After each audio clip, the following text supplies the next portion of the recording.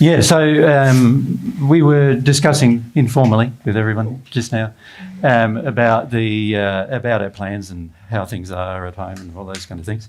So obviously setting up venues. Our biggest problem when we travel is finding venues. That's the biggest trouble we have. And then what we find is that most venues reject us. They don't want us there. So that requires us going through, like in Belgium, close to 100 venues just to find one. As you can imagine, that takes a long time, and we're doing it from Australia, so it's sort of hard to organise. And thanks very much to those people who were involved in that process, because that helps us a lot. Because imagine ringing them all from Australia, and then also you got language barriers and difficulties like that, and so before you know it, it's so difficult to organise a venue. And then, once you tell them who you are, then of course they look at your website and then they think you're a cult, and then it's sort of... Well, if they look at the website, it's a bit better. If they look at YouTube, that's bad. That's usually bad. So generally they then say, no, we don't want you here. And then you're sort of left with only the higher priced venues who just are interested in the money to hire a venue. So that's a problem pretty much wherever we go. And this is one reason why we would eventually like to build our own venues, at least about 120 to 150 seat sort of venues, at least in 4 continents. So one in Europe, one in Europe, one in North America would be great, because then, people can travel. We can go to that venue, and if it's set up, ready to go, we've got speakers in there, we don't have to hire speakers, we can just go there every year. Mary and I can spend a couple of months at each venue then, and so we could run events like every weekend for a couple of months, and you get lots and lots of, opportunities and to get to know people as well. And so that's what we're doing in Australia, and God's Way organisation is sort of managing that side of things.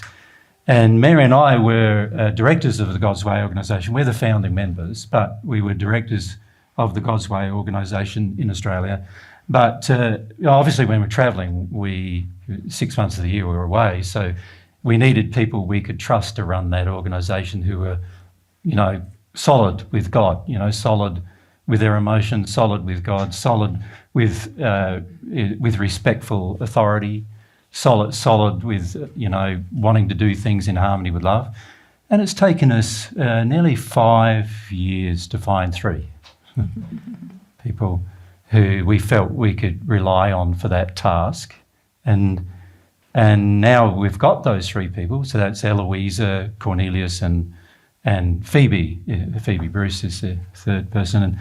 And they are now the directors of that organisation, and they're looking after that Warra Way. So now that frees us up to travel more. So that's always been our goal. But now, obviously, to set up the same kind of thing in each continent, we need 3 more people, at least in each continent, who have that level of desire for God and relationship with God and so forth. And that's going to take time to find. We know how difficult most people find progress, particularly at the beginning of progress. And every one of the people who are directors of the God's Way organisation in Australia have been listening for at least 15 years. And it's taken them the first 10 years before they actually started to make any real progress. And that's generally the case almost for every person who ever finds God's truth. And when you say real progress, it's not that they weren't doing things in those first 10 years, but they were sort of stumbling around, realising, this isn't it, I've got it wrong here, or, really learning the principles. And also giving up their addictions, right? Yeah. Because you can't really make much progress while you've got lots of addictions. Yeah. Yeah, So it took a lot of time to sort of set things up in Australia, which we knew it would do. And that's why we hadn't been travelling, and also because we just hadn't had the funds to travel. And also a lot of our funds went towards sorting out things in the God's Way organisation to try to sort of get that happening as well. But now that we feel confident in those directors in Australia, we feel that sort of frees us up to travel more. And so now our plans are to travel 4 to 5 months overseas. And this, of course, is all everything we do is dependent upon donations. You know, we don't have any money ourselves, so we spend all our money already. So we really just reliant on donations for this to happen. But our plans are 4 to 5 months overseas, and then maybe 2 months travelling around Australia, and then maybe 5 to 6 months at home, working with the God's Way organisation at home. And so that's what Mary and I are hoping to do for the next, probably 5 years at least. Yeah. Something will change from how we've done it this time is that turn on the aircons. Yeah, if we can do it again next year, what we'll probably do is just come to 1 or 2 locations in Europe and spend longer in those locations. So part of the reason I was so passionate about getting this tour happening is because over the last couple of years, just through the God's Way organisation, we have people coming regularly to the area to do work, humility and practice days, you know, where they do a physical activity, but there's a lot of feedback about whether or not they're doing it in harmony with God's way, and people have the opportunity to learn about humility and what that means in practice, and what it means in practice to be truthful and to take loving action. And at the end of those days, often, or in the lunch breaks, Jesus and I would just be sitting with people and we'd be having these discussions. And over the course of a couple of years, I just saw how impactful that was for people in their own development, to have just a regular connection to truth, some gentle feedback, sometimes some firm feedback, but just people who stayed engaged in that process. I saw shifts in them, and I really wanted to be able to give that opportunity to people overseas. And so that's why I was very interested in this living room idea. Let's just sit in a living room and we'll create this intimate atmosphere. But as Jesus has pointed out, and as I'm literally seeing in practice, those things have to kind of evolve. You have to really seek the truth, and you have to get through some of the places where you're at intellectually and emotionally to generate that kind of sincerity to stay engaged. And only some people will take that opportunity. But the reason why we're doing so many stops on this tour is because I wanted to sort of give as many people in different locations the opportunity and try to have these more smaller events. But what we've talked about since is that it's much better that we just go to 1 or 2 locations and stay there longer. That way the people who do want to engage again and again have more opportunity. They just come to that place. Whereas, I feel like we're finishing today and we're just getting to know you guys, and next weekend it'll be new people, and so next year we'll probably just come to Portugal and come to England, but spend longer in each place, and hopefully those of you, it's near enough that you could make a journey for however long it suits you in those places. And the idea of doing it each year is that you do get that sort of chance to engage with truth and love more regularly than just, it's very difficult, I know, just watching on YouTube, you're with yourself, and if you're lucky you've got a partner or a friend or someone else who's also interested, but some of you I know don't have that, and so you're really trying to practice these principles of being truthful and loving and humble in an environment that's quite opposed to that. And there's no one there to advise you on what it looks like in practice, is there? That's right. You just making your own assessments, and very often you can go along for a long time thinking, no, this is what my problem is and this is what the issue is, and then you spend 5 minutes with Jesus and he's like, actually no, this other thing, and you're like, oh, years I've spent thinking it's that, so it's pretty precious having that opportunity, and even you get to meet each other, don't you? And You want to ask Pierre? It's best that the mic stays up the back, that one. Yeah. Do you plan to make God's Way kind of event, like practical work with. Well, that's our long-term feedbacks and desire. We'd like Yes, to. our long-term desire is to basically have what we have running in Australia the same in every continent of the world, actually, eventually. And the reason why we want to do that is because most people really struggle when it comes to seeing their attitudes in practice, and particularly needing to grow self-awareness. Self-awareness, you remember the reason why God put us here, really, is so that you can develop your will, so you understand the use of your will, and you understand what it means to be fully self-aware. And what we find is that the majority of people who listen to us are almost completely unaware of themselves. They're unaware of their injuries, because you've grown up with your injuries from birth, and you've encouraged your own injuries without really knowing that you have, and you've built and developed a person, it's really an alter ego. It's really it's not the person God designed you to be. It's the person society and yourself and a number of other factors are trying to design you into.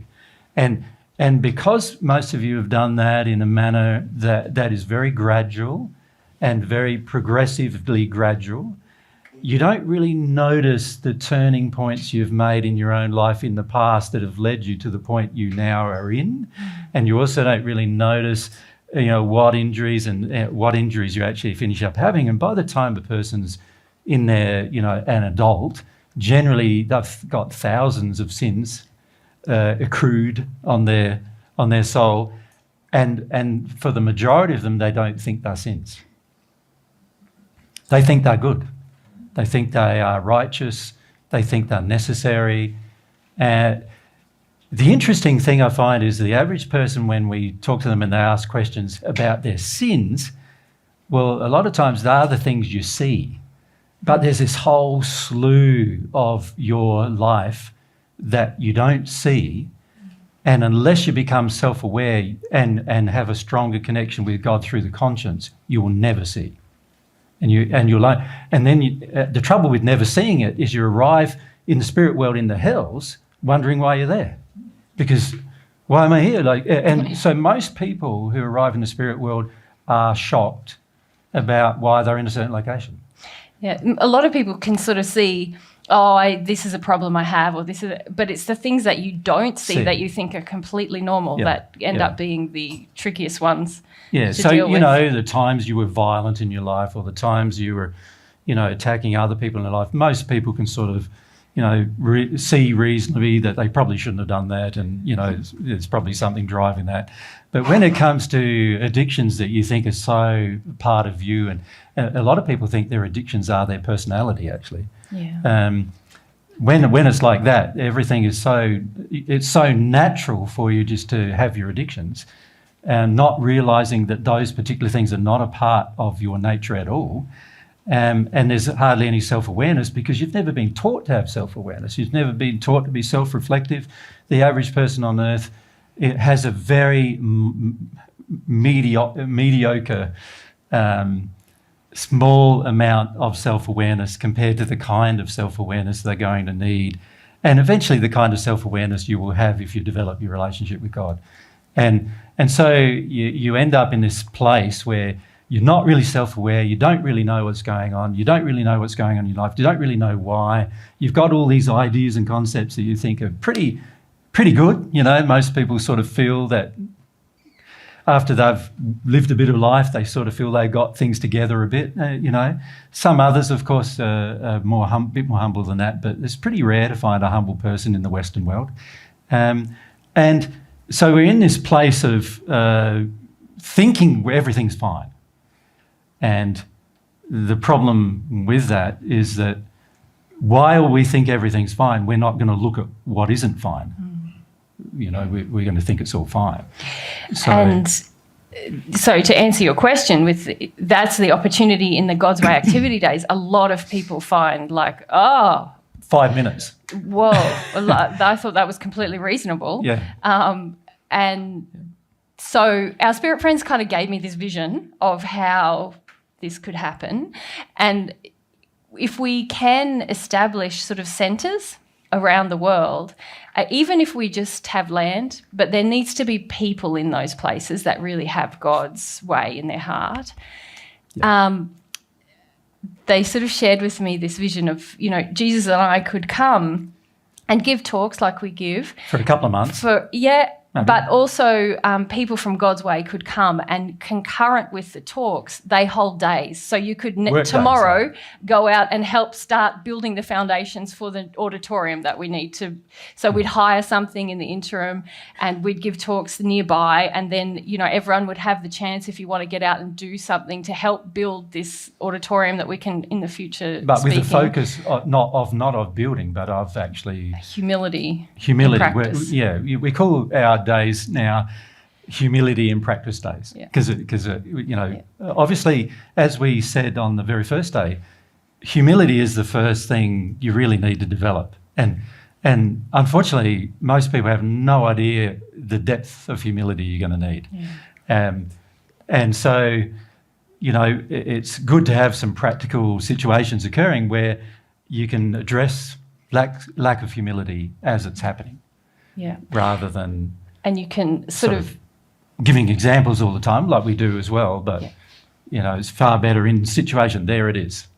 What I found is that you can listen and for years to talks and even attend talks and believe you're dedicated. You are you are doing it, or you are sincere. But what has been so beneficial. It's these days and this moment when you are dressed in the moment where you are not sincere, you are in addiction, and that's without that, it's really, really, really difficult to become sincere. It is. I can talk for myself. And this is why celestial spirits come and help spirits in lower conditions, for the same reason, because, you know, they know that it's so hard to develop sincerity, so they you know, help. You know, the key is to have helpers, but it is all dependent upon a few people making those, like the hardest first steps of being the first people in a certain location to do it. And it's, you know, like I said, you know, we've been teaching every single week for the last 15 years, and we found 3 who could be in that condition where we feel that they would be responsible enough, and they love God enough, and they are trustworthy enough, and they have the right sincere motivations enough to actually lead something while we're not there. Does that make sense? To me, that's we a massive... know it's a slow process, and so we don't expect it all happen overnight or anything like that. But it is something we want to have happen. You know? When you meet people, you have a feeling like there is a potential to these people. Oh, there's so many with potential. You all have potential. You all have potential. We often feel the potential in people, but we know it's their decisions. It's their decisions, and we're not going to influence their decisions. Yeah, we're not a cult. No. We don't sit on your shoulder telling you what to do. No. And kind of, telling you what you should do or geeing you up to do it. And a lot of people have wanted us to do that, of course, but completely refused to do that. Can I say that Eloisa and Phoebe, who are 2 of the directors, when I shared with them that vision, they were jumping out of their skin. They so much want to come and do that. So to me... So what they're working on now is another 3 people in Australia. Who can hold the fort down while... Who can hold the fort down while they travel around and try to help people. So that's one of the things that they're trying to do, is identify people who have that sincere who are actually receiving God's love and who are actually making changes in their life. And so that's one of the things they're trying to do now, is while we're away, trying to do all that. We give them sort of, basically, where we spend a fair bit of time with them. You know, on the average, we're spending probably 4 days a month mentoring them, as well as all the other things we do. So we still do actually a great deal of work in God's way, helping with all of the systems and procedures and financial recording and information sharing and all of that stuff. But we're pretty busy. But it's great that they can sort of be the responsible people while we're away. Yeah. Yeah. And I'm also running sort of with Cornelius a building sort of program where we can where we can choose a method of building that might work everywhere we go. It'll be a very simple, not none of this eco, high end stuff, that people get all this good feelings from. It's just going to be probably very basic buildings, probably out of concrete for the most part, just to get a place to meet. A place to meet is what we need first, and once we've got a place to meet, then you can go there and people can come. And once you've got a place where people can come, modern society is a bit weird, isn't it? Like in the first century, I used to just rock up at a town and, say I'm out in the field talking on Saturday, and 500 people would turn up. Of course, most of them couldn't hear a word I was saying because they were too far away, and there was no sound system or anything. So what would happen is that like the 50 around me who could actually hear, they'd be going off and talking to other people what he said, and then come back. And, it was pretty complicated. And if there were like 3,000 people there, it was like, and a lot of times the different farmers or whatever, they'd get a bit sometimes because sometimes there was space, that they had fields and everything was trampling them down. And in the end, I had to try to control the love of the whole thing, to a degree, because I'm responsible for those kind of things. But it just turns out to be, if you think about that in the first century, people used to come. We used to just walk from town to town, and I used to have a group of people go in front, walking. They'd arrive about a day or two early, and they'd find out who's sincere and who wanted us to stay with them and all that kind of stuff, and then we would stay with them, and then we would talk to them, and before you knew it, you'd end up with 50 people in their living room, if you could call them living rooms, and people sticking their heads in the windows and doors and whatever. And then, sometimes somebody would come along and say, why don't we meet on my field or whatever, and we'd meet out there. And that's how it would happen. But in the world we live in now, everything requires a degree of planning. And the trouble with the degree of planning is, you got to be there at a certain time, and you can't make adjustments, and you can't do really things on the fly very easily, which is something Mary and I would like to do in the future. Yeah. So having a place we can go to on the fly means that we can just go, oh yeah, let's go tomorrow to Portugal, and we'll stay there for a month, and we'll just tell everybody we're there. And whoever rocks up, we just say we're going to have these kind of meetings on these days, and whoever rocks up, that kind of thing. So it's a bit more fluid then, a bit more. And it also means we're not spending... See, at the moment, when we do a trip like this, in terms of Australian dollars, we're spending more than 100,000 Australian dollars on every trip we do. Because of accommodation and venues. Venues hit us badly, generally. Basically, it's... Any venue bigger than this, 100 or more, generally in Europe and America, you're talking $10,000 a day. If it's if we have found a venue in America, but it took us a long time to find it. It's in a motel where we could fit 120 people, and that's costing us $3,000 for 2 days, $3,000 US for 2 days. So that's like 6,000 Australian dollars almost for us. That's pretty good, actually. But if you add that 14 times, 6,000 by 14 times, if you do 14 venues, you can see straight away much better. You're up to $90,000, right, just for the venues. And then, so having a venue we can go to regularly means we don't have to reset up sound, reset up chairs and all those other things, but also it means that you're not paying out that cost. So what happens then is for myself and Mary to travel, it's just flights. Mm-hmm.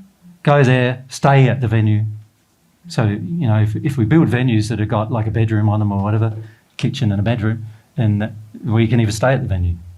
And we don't need to then pay these constant, if you look over the next 5 years, we'll spend at least 500 to 1,000 Australian dollars just to travel. And that's donations, but, we don't have that money, but it's also donations that could go towards venues. Yeah, it just requires enough people sort of having that collective vision in their hearts that then, donations could go towards something that's more lasting. Yeah. Rather than just be wasted on, venues that eventually we won't be using anyway, probably. In the end, I sort of expect as time goes on, and I don't know what's going to happen because nobody's ever tried to do what we're now trying to do. So, but, we might end up in venues like $50,000 soccer venues or whatever. But that's very impersonal, and you can really only share theories about truth in those kind of venues. You can really only do like seminars or present information in those kind of venues. There's not a lot you can do to connect to people on a more personal level. And so the key thing is that we just need a lot more people who are well developed emotionally, have a good connection with God, who can be involved in the sharing of divine truth worldwide. Yeah, and of course it requires some bravery to do that. It does. Yeah. Hannah there, Just, Thanks. So earlier, a few minutes ago, when you were speaking about the inspiration, Mary, that you had, a couple of times you started to say, "to me," and then you got interrupted. And it stayed with me, and I'm really curious about what you would have said. Oh gosh! And this is not and this has happened to me many times. Also watching videos. Yes. I know. When Mary starts to speak, but then she gets interrupted, and sometimes I really have the desire to hear her as well. Yeah. I needed to say this because this is really something. there's a lot of emotion in Yes, that there comment. is. There is. Look, let's just talk about this in general because it's good. It's good. A lot of people have this issue. When I met Jesus, I had a lot of... it's funny because I'm actually quite fearful still, public speaking, but I had a lot of feelings about men dominating women, and I wanted to be his equal. I was actually in a lot of competition with him. I felt so useless. I wanted to prove I had something to say all the time, especially in videos and stuff. And so I would often be in quite a lot of addiction when I was going to speak. And Jesus doesn't really tolerate addiction very much. And so often he would cut me off midway. As soon as I know Mary's in addiction, I'll cut her off. Yeah. And I'm responsible for love in this situation. yeah, and so the truth needs to be said. Not going to tolerate her in addiction, Yes. as well as I don't tolerate you in it. Yeah. Or myself in it, by the way. Yeah. But I do understand that triggers a lot of feelings for women because they feel like Mary never gets to have her say. Trust me, Mary gets to have her say. I certainly get to have my say. In private, I get to have my say quite a lot. Blue ears, I think Jesus said once he had.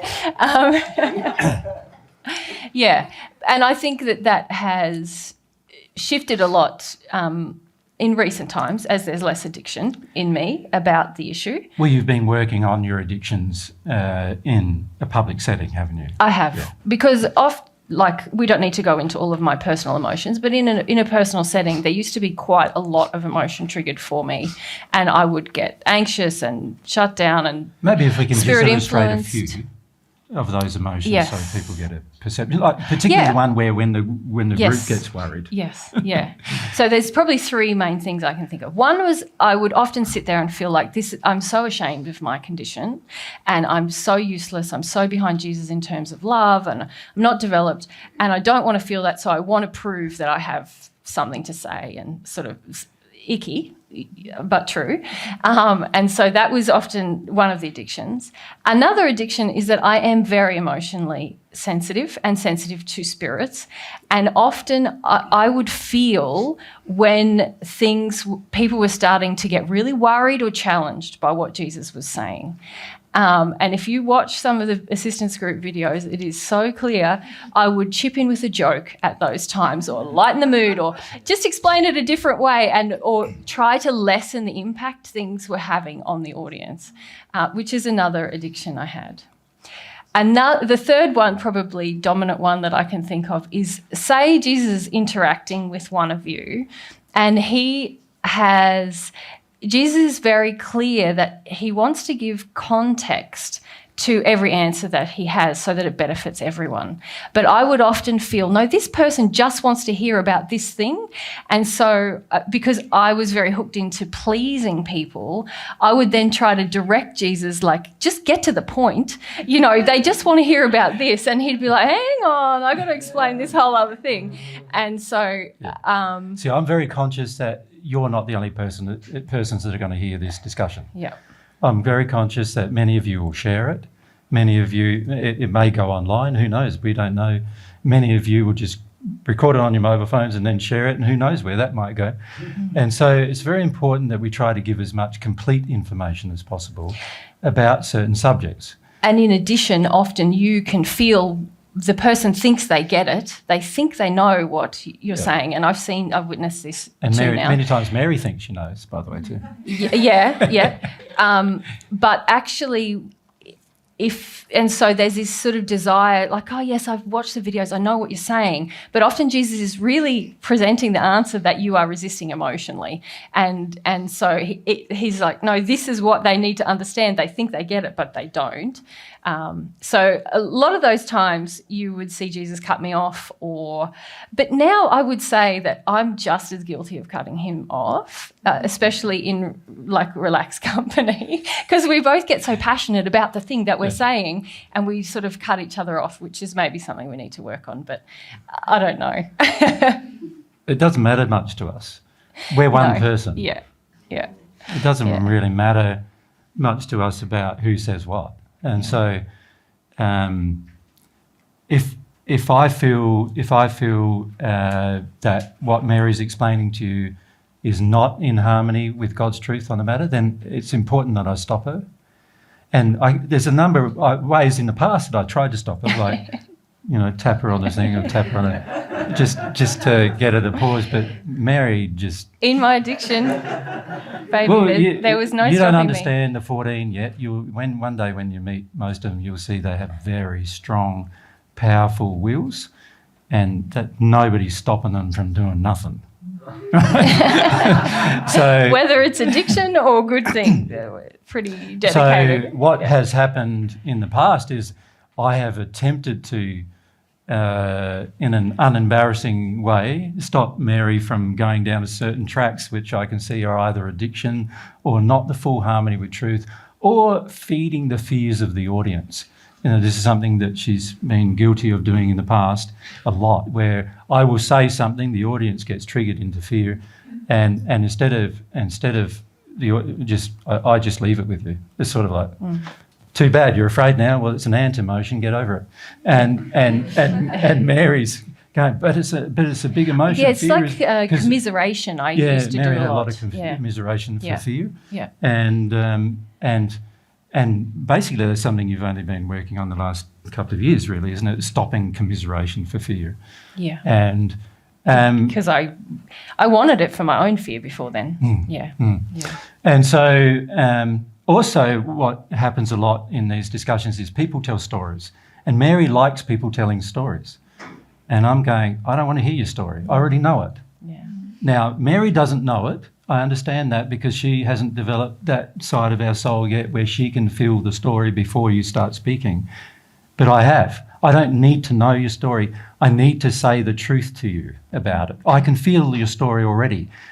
In fact, for most people, telling their story is actually their addiction. Does that make sense to you? Like you often, when you meet people, you tell the story, and if somebody listens to you, you go, oh, they're a lovely person. They listened to my story. And I'm going, well, actually, if they were emotionally sensitive, they would feel your story the moment they met you. So they'd already know your story, right? So when many of you come up and start speaking with us, I can feel your story. Not just your story you're talking about at the moment, but also the story of your life, the story of your history and where these feelings have come from and all these kind of things.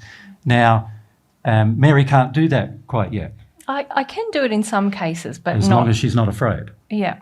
And oftentimes... And I would say that's only just developing really in me anyway. That's right. Yeah. So when people want to tell their stories, I want to stop you, right? And you'll notice me doing this more and more, actually. And the reason why is when a person tells a story in a group of 100 people, they are being selfish. They are not acting in harmony with love. The only point of telling your story in front of 100 people is if 50 or more of those people actually have the same story. Because then 50 or more people, a group of people can hear the story and learn from it.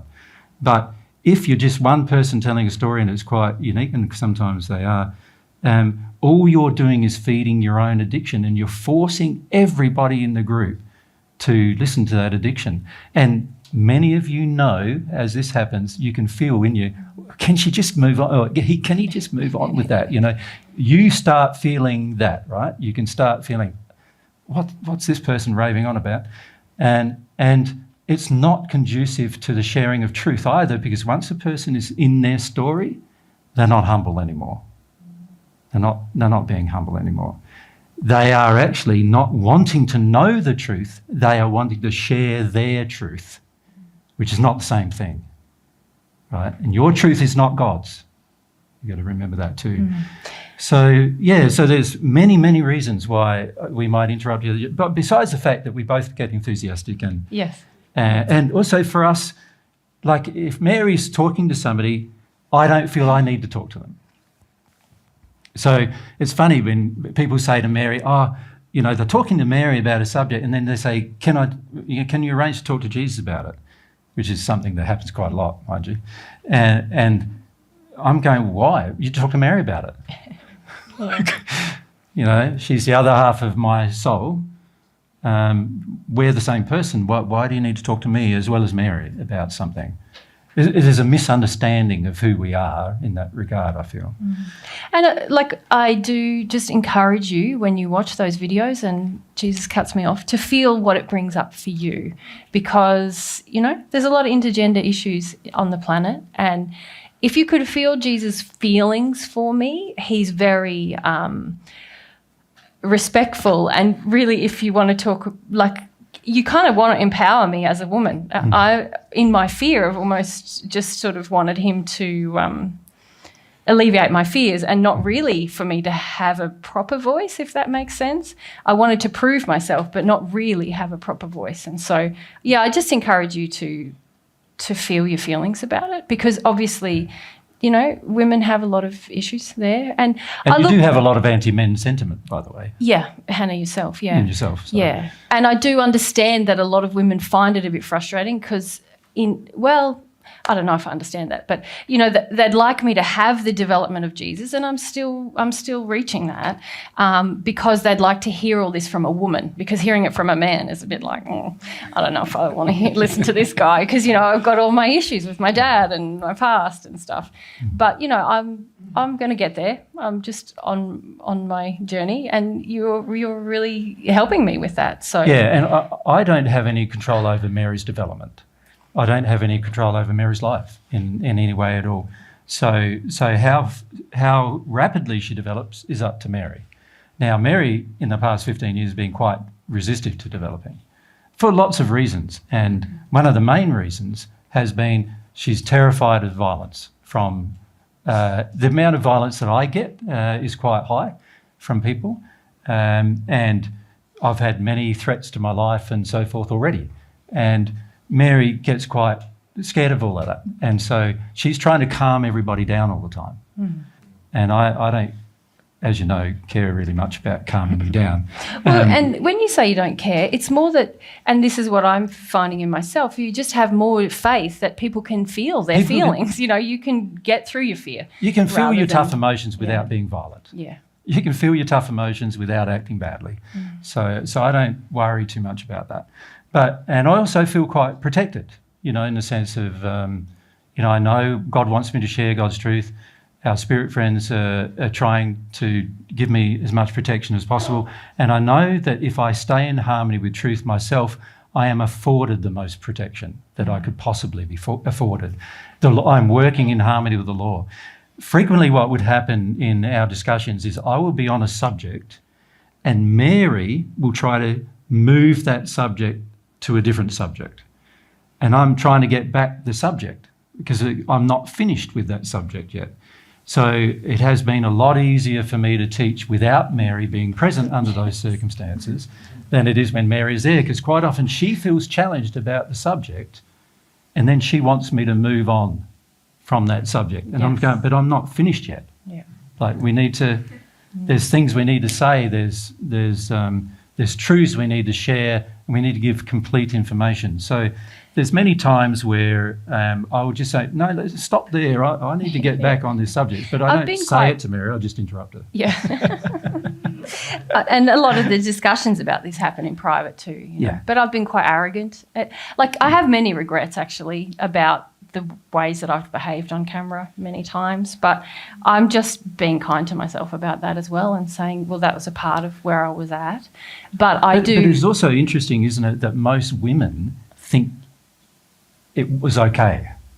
Yes. That the way and that even most men think it was okay. Yeah, yeah. It's only when we discuss it in private and I say, no, here's God's truth about what you're doing. And let's talk to God about what he feels about what you're doing, to the truth. Because if I share some truth with you and you're all triggered into fear, if Mary allays that fear, she's now undone the work I just did. Yeah. Completely undone. And if Mary says something to you, and there are times when she does mediumship or says something to you and you're all triggered, if I then said some things to alleviate your fears, then I'll be undoing the truth, which is something I never want to do. So, and also, I started this process of sharing truth way before Mary did. Does it make sense? And so in a lot of ways, Mary has joined me, and there's been a whole heap of things that we've had to work out ourselves about how that is going to happen if she's going to want... So there's a period of time when she wanted to join me, but she wanted to do it out of harmony with God's way. And so we had to work through all of that as to why you want to do it out of harmony with God's way. What's the emotional reasons? Can you see them? Instead of just banning Mary from coming until she sorted that out, she came every time, and then afterwards we'd have to have another talk, another talk and another talk, and it just depended on how open Mary was to making any changes as to how long it took to change that thing. Yeah. And I've had the one advantage that I've had is that I've had a head start on Mary. I found out, I remembered the process of progress when I was 33 years of age, and I met Mary when I was 45. So I had a 12-year head start, and I did all of that work, the majority of it in private, when nobody was listening to me. Now, Mary, unfortunately, or in some cases, has had the disadvantage of doing it in public. Sort of being thrust into public light, attention, where everybody's looking at her and looking at us and looking at, and she hasn't had any, and this is one of the emotions Mary's had to work through. She hasn't had any real space to work through her rage about who she is and her anger about what I've been doing and that I'd already been doing it before she met me and a lot of other issues. I had a lot of those feelings, didn't I? Of this is so humiliating. Here I am. And she's working through that in public. Yeah. Which is actually a very humble thing to do. Brave. Yeah. And most of you have no idea how humble she is. How much focus on truth she has and how brave she is. right? And like at times I feel a bit upset about that, but there's nothing I can do about your perception, and I don't really want to change it. I'm just saying that Mary has had to go through a different process of coming to terms with who she is than I've had to go through. Because I had 12 years where I could work it all out myself to a large degree without any public scrutiny or interference, to a degree. The last 5 years of it, there was a lot more public, but up until then, a lot of it, a good solid 7 or 8 years of it was complete, or more than that, 9 years of it was private, pretty much. And so that's, in a lot of ways, I've had that advantage of doing that Mary hasn't had. And it's been tricky for Mary to come to terms with that.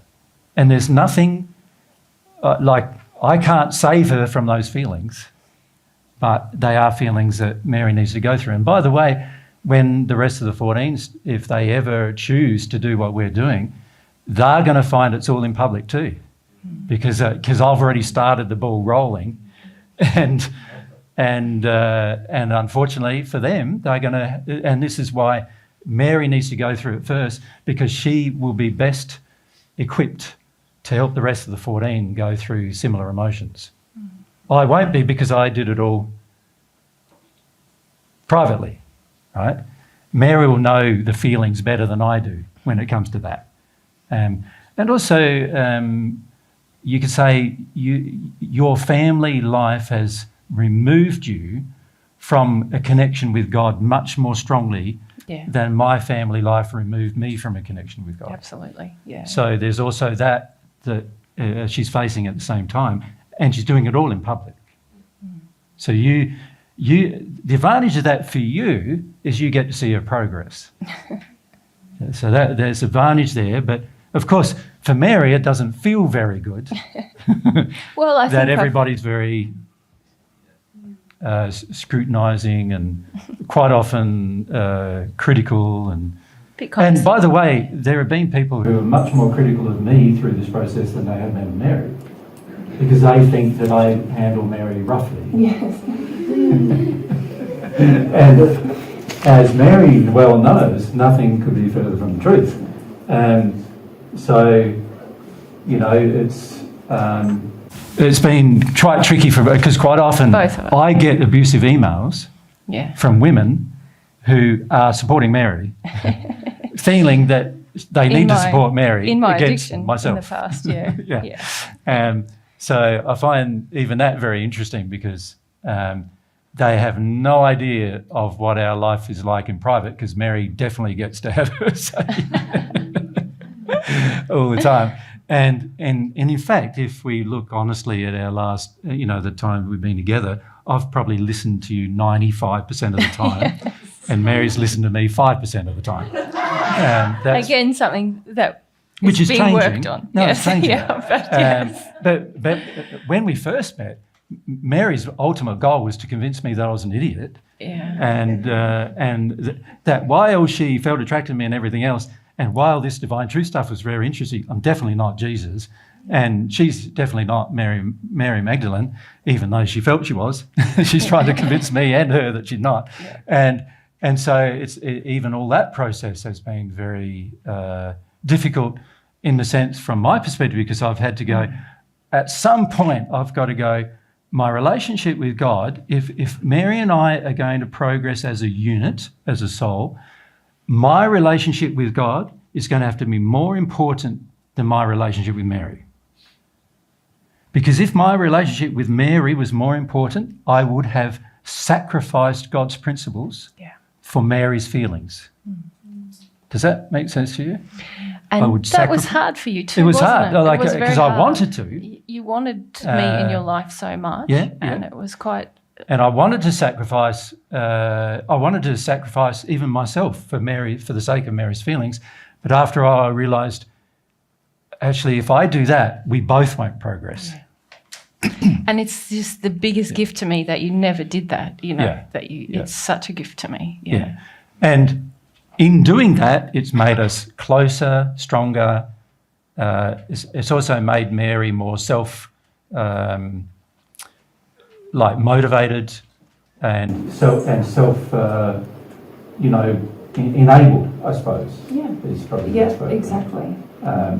Because instead of me saying to Mary, you've got to make these changes, I'm saying, here's God's principles. You're allowed to do whatever you like, right? But I'm doing this. Yeah, yeah. I'm going to live this way. I'm going to live this life the way God wants me to. And if you are going to be opposing me living the life, because at the beginning of our relationship, Mary was probably my main opposer.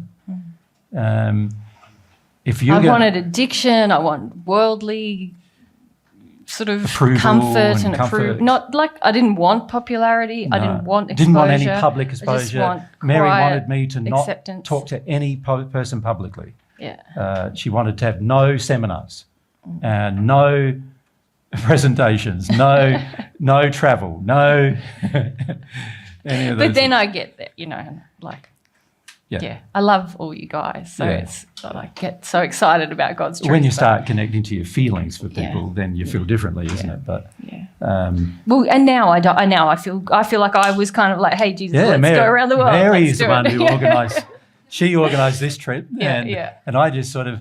I didn't You sit did back. a lot. I did a fair bit, but it was more like I let Mary organise things the way she wanted to organise them, and eventually in the process, I learnt a lot. You learnt a lot, didn't you, as to did. how to organise the trip?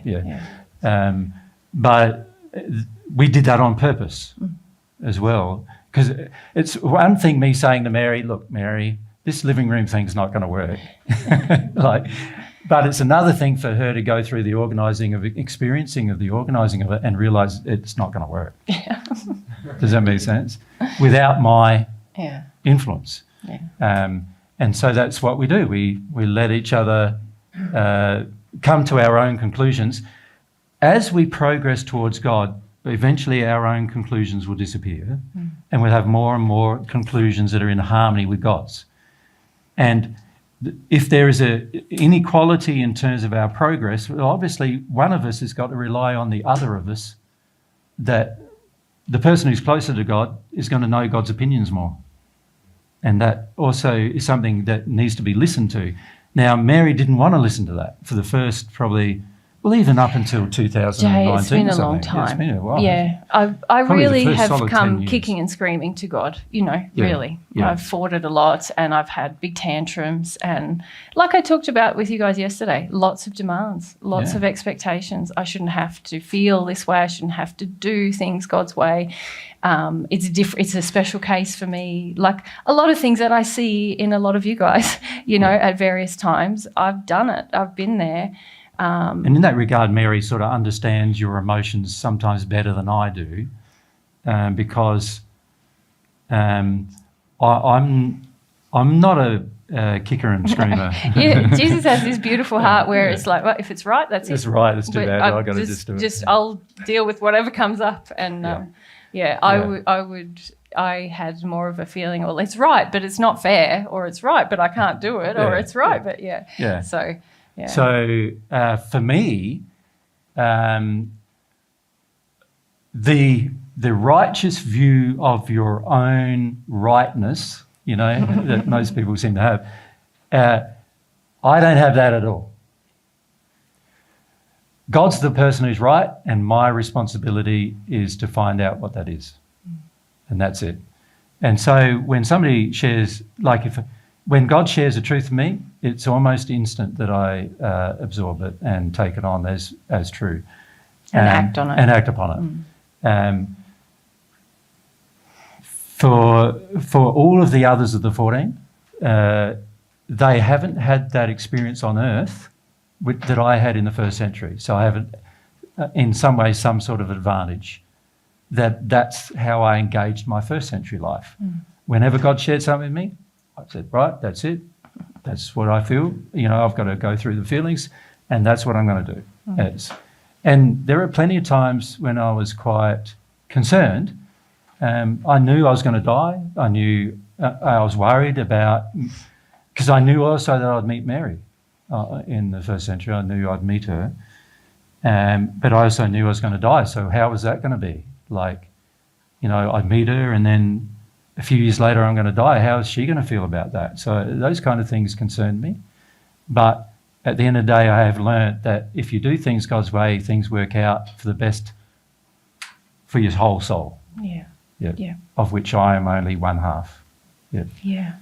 Yeah. So our relationship is improving well now, but there's been times where you've left and gone and 3 months at a time. I think Mary's probably left 10 times at least in the time I've known her. Yeah. For different reasons. Sometimes supposedly to deal with some feelings that you never dealt with, wasn't it? And then, and then other times, He's running away is what it was. Yeah, running away. Yeah. All the time, really. Yeah. And each time I just say, well, if... This is, I suppose, probably something that people don't know about you either, is that Jesus is very respectful of my free will. If I don't want to be there, no matter how he feels about it, he's not going to impose anything on me about that. And we're just doing our thing. We're working through our injuries, aren't we? We've had injuries with the opposite gender as well that have all been exposed in this process. Yeah, Both of us. My primary one was bending over backwards for the woman in order and sacrificing God's principles in the process. Yeah. And Mary, being the way she has been, has sorted me out in that regard, because I've had to become quite firm, not unlovingly so, but just quite firm. No, I am sticking to these principles no matter what Mary wants me to do, and even if she hates me for it, I'm sticking to it. Yep. And I have had just so many issues with men. But you respect that, don't you? I do, very much. Yeah. I very much respect Jesus. Because what I found initially is I was trying to conform, and the more I conformed, the more Mary disrespected me. So it's to my own detriment as well as to the detriment of God's truth. When we met, and I'm sure it's the same for most of you when you start this process, you really want a partner who's just going to make your fears and sadness go away. You know, it's not really anything about them. And meeting Jesus has been like he you know, obviously we've known each other before, but it's very impressive to meet someone who doesn't bend to that codependence, and then I get to see the real qualities in him. So not just his personality, but the qualities he's developed, like the character to really stick to something when it's hard, to face attack even if you're going to feel something, to stick to principles because they are good and right, you know, and that's the reason why you do it, not because you're going to get something out of it. Like, these are points of his character that are very attractive to me, you know, as well as, you know, your personality. But I didn't want that initially. I didn't have respect for that. I wasn't looking for a man with character. I was looking for a man who would, you know, meet my addictions. And that was our argument, really, wasn't it? Yeah, and it was a 10-year argument. Yep. Took time. I was stubborn. Very stubborn person. And we would sit down and talk for hours and hours, sometimes whole days without sleeping, about God's principles versus your personal feelings. Yeah. About, are you going to adhere to God's principles, or are we just going to engage our own personal feelings, honour those, and then mess up everything with regard to God's principles? Yeah, and this is where the lesson of humility is so important. You know, what we were talking about yesterday, the mind versus the feeling state. It wasn't until I was willing to feel some things that this is why it took 10 years. You know, I didn't want to feel really what was involved, especially about identity. You know, I think that's a big stumbling block for all the 14. But, you know, until it's about stuff that you guys don't have to worry about. No. But the principle of remembering first century experiences, remembering spirit experiences, and the identity, all the 14 have huge amounts of terror and rage about that. And I had some rage, very little. I got through it in about 3 months. Had a fair bit of terror. It took me more like 5 years to deal with the terror about it. But all the rest of the 14 haven't dealt with it. Not to this day. Yeah. Yeah. Yeah. But the principle of things changing in your relationship is the same. You know, you need to be humble about things rather than just discuss them. Yeah. I was willing to discuss things till the cows came home. Well, it's like Mary would explain to me all the reasons why I was wrong, and I would listen to the whole thing generally. And then after a while I go, you know, all I needed to do is go, but here's God's principle, babe. And she goes, jeez. You know, like, Yep. you know, so I listened to her for 3 hours about her reasons of why she's doing what she's doing. And then, but I say then I have my 5 minutes of saying, but here's God's principle, right, of truth and love. And Mary just goes, and like you'll see with Mary that she just goes, yeah, I can't deny that. Yeah. It's sort of like, and so after a while we learnt that listening for the 3 hours In the hopes that I might. in the hope that she might work Connect it out to herself, something, was really wasting both of our time. Yeah. And so I would let her go for 15 minutes instead of 3 hours. And then I say, babe, do you really want to just know the truth, or you're just going to tell me the story? Well, you know? one of the things Like- about fear and when we've been overlooked as a child or we're very afraid is we want to say it all. You know, we want to get it all out and we want to be heard by the other person and we want to... Can I say, though, when you do that, you're not feeling it. That's right. It's the addiction to avoid the fear or addiction to avoid the sadness that causes that. Yeah. And, I've been pretty So vocal the in that. desire to say everything to somebody means that you're not actually feeling it. And when you feel it, it almost becomes unnecessary to say anything to anybody. Yeah. Right? And this is why most of you don't know what I've been through, because I've never really explained it except from a teaching perspective. That's the only time I do now. I don't sort of sit there and get a whole heap of you to commiserate with my feelings about things. And that's what Mary wanted to do at the beginning as well. Very much, yeah. Because she wanted justification for being in a rage about who she is. Yeah. Right? And I was saying to Mary during those days, I said, but darling, this is not loving to do that. It's not loving to involve large groups of people in your process. You know, the loving thing to do is to be humble and have your process Yep. rather than involve. I've got a lot of regrets about that too. Yeah. Involving other people. Yeah. And the trouble with involving other people is other people then all want to have a say. And then, of course, that muddies your waters in terms of you having your process. And that's something that's worth knowing, because the more public you make your process, and I mean sharing it with family and friends and, you know, and of course for us it's like even more public because, you know, we're in front of people all the time.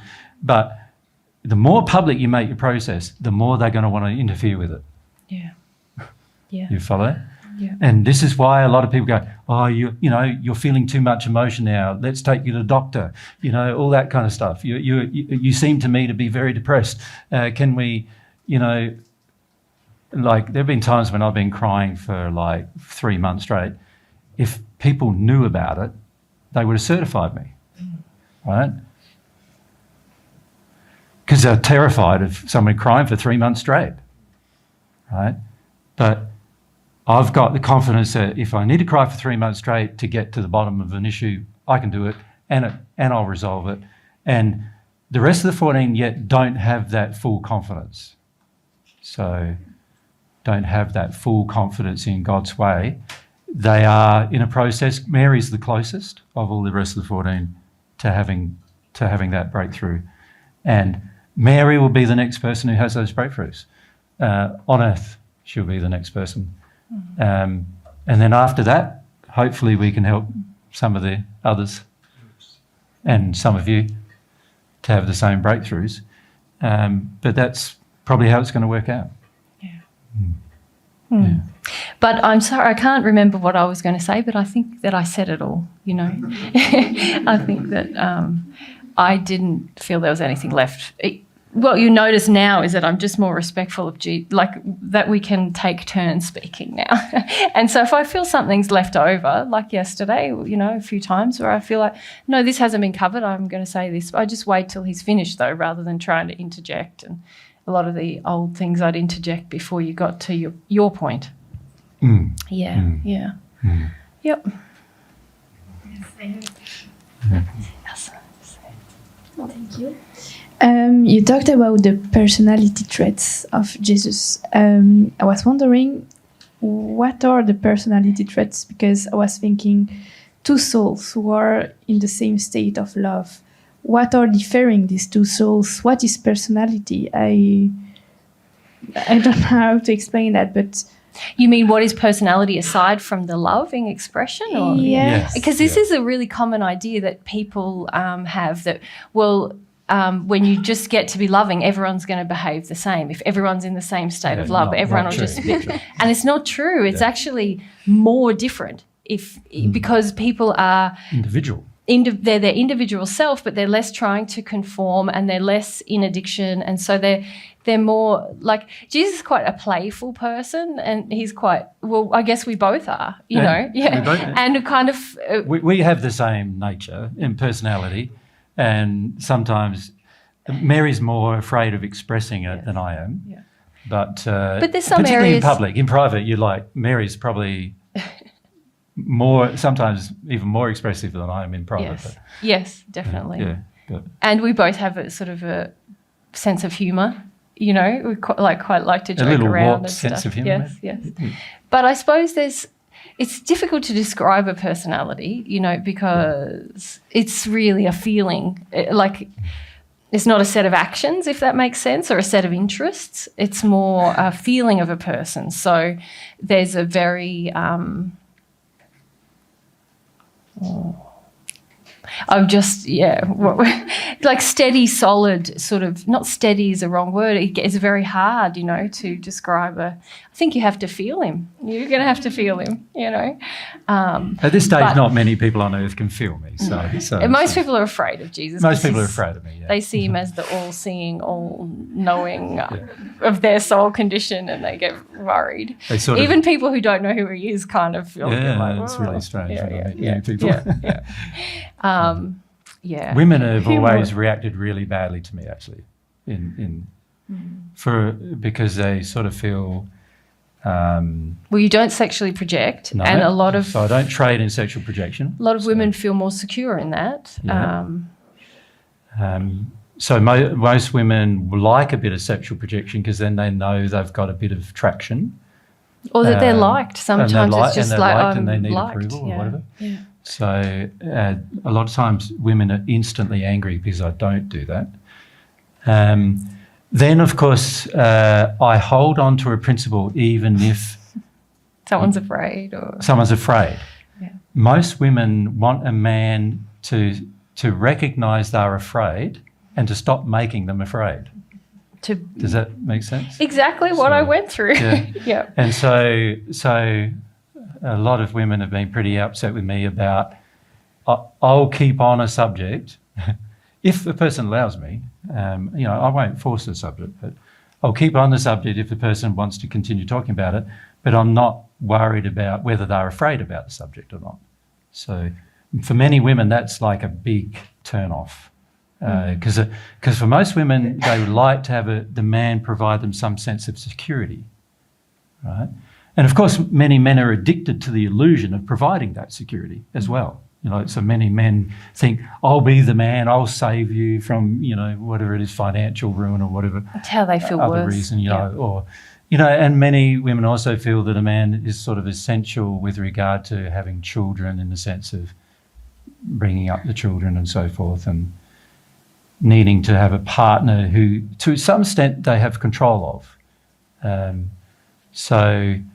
And Mary knows right from the beginning she's had no control of me. And she attempted to have control, and I was very gentle the way I responded to her attempts of control, but I was still very firm. So that really annoyed her because she thought, if I'm gentle, then she should be able to get control over me. So she tried harder. And And so what I notice is a lot of women also feel they want some level of control over men because of their fear. And so historically, very few women have liked me very much. And even a lot of the women who listen to Divine Truth only listen because of Mary. Do you think that? Yeah, well, women have said that to you, haven't they? Yeah, well, they've said if you weren't here, I couldn't listen. Yeah. Yeah, because they wouldn't trust Jesus. Yeah. You know, because especially the women who are around us very, like, more regularly, they can feel how, what's the right word? They can feel how devoted, I suppose, Jesus is to me. Like, they get to observe that and they feel his feelings about that, and they've witnessed it, I suppose, as well. And so they feel like, well, there's some character there in you, and also that you, I don't know, that you like me, and so therefore maybe, yeah. I don't know why. You have to ask them. Yeah. But personality, when it's lovingly expressed, you know, people have different affinities for different things. Like, some people are really engineers, and they find joy in that and expression in that, and they do that a lot. Other people are very musical. Other people are very gentle in their expression. Other people are very boisterous, you know. So that's all part of personality that, when it's lovingly expressed, it actually becomes more it's kind of in your face, if you like, more noticeable. Yeah. But I think it's a very common perception on earth that if we all become loving, we're all just going to be sort of acting the same way. And I think, and maybe this might be the thing that I was going to talk about before. I think it is. The benefit of us all becoming humble is it opens the doorway to truth and love, you know. And when people, each person with their unique personality, really wants truth and love, there becomes this potential to work together harmoniously and very productively, because each person brings their unique kind of talent or flavour to the project, but there's harmony in the way that it's being carried out. And that's why I love the humility and practice days in God's way. We're not yet harmonious, people are not yet working together, but there's that potential, you know, that as people become more humble and want more love and truth, we can actually do big things together, and quite diverse things, because people will want their own nature. Yeah. And you'll become more expressive of your personality and nature as you grow in love, but you'll also become more individual. Yeah. So at the moment, most of us have learnt in a society, we grow up in a society, we learn there are certain types of things that I might have a tendency to do because of my personality that are not really good, you know.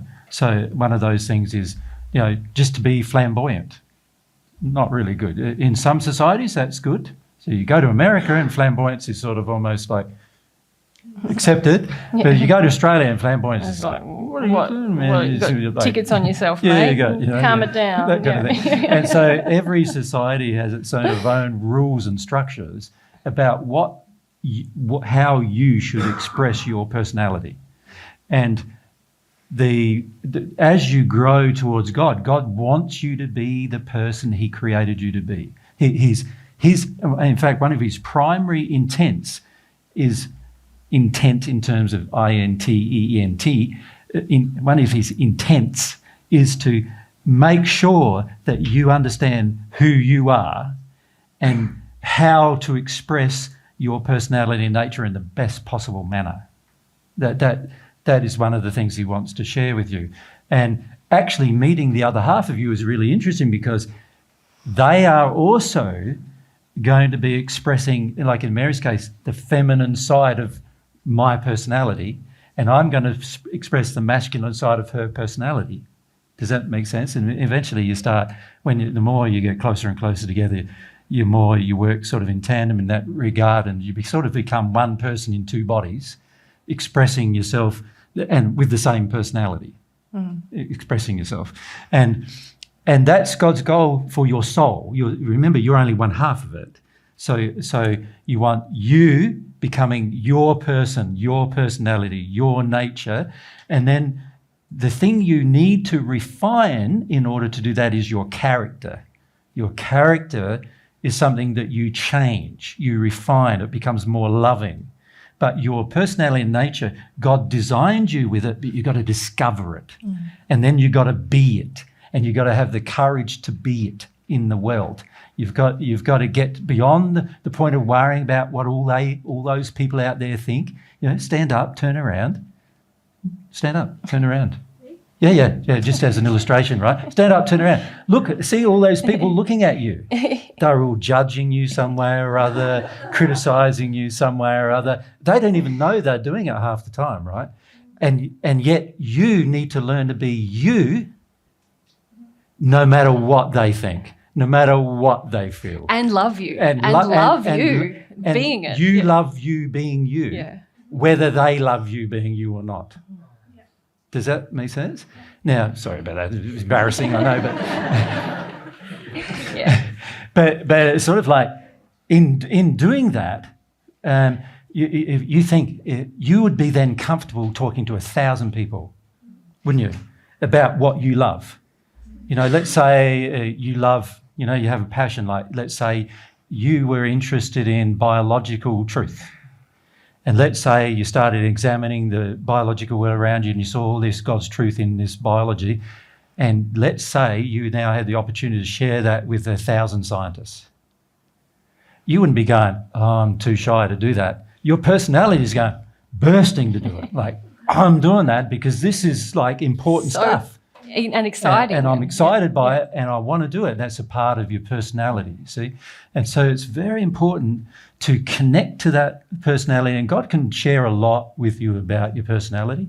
And it's very important to connect to that personality and then be it no matter what anybody thinks. Now, when you do that, the irony is whoever is your soulmate, they're going to go, wow, that person happens to be the best person on earth for me. You know what I mean? That they're going to see it. You see what I'm saying? And even if they don't love it immediately. And even if they don't love it, like when I first met Mary, she's going, I don't know about this guy. Well, I'll try and convince him to not do the thing he's passionate about. but she still wanted to be with me. Yeah. Very sadly on earth, many of us are kind of taught in our childhood to hate our personality, and that was my experience in this life, that my personality was somehow offensive and too much for the people around me. Even my affinity for truth is something my mother, when I last spoke to her, which is a long time and ago. Dad, hey, Mum and Dad. They're were always just, you and truth, It was such a trauma having you as a kid almost. There's the feeling, you wouldn't let it go, and every time we lied to you, you'd point it out, and, so sadly, I reached a point in my late 20s where I really was trying to be anyone but myself, and I really felt a lot of shame and that it was going to hurt everyone if I'd be myself and stuff. So when I met Jesus, he was really more developed in love and really focused on being our personality. Well, I was being us, and Mary liked it, but she also was very scared of it. Extremely scared, because I thought, well, this is the thing that everybody hated, so we're just going to be hated forever.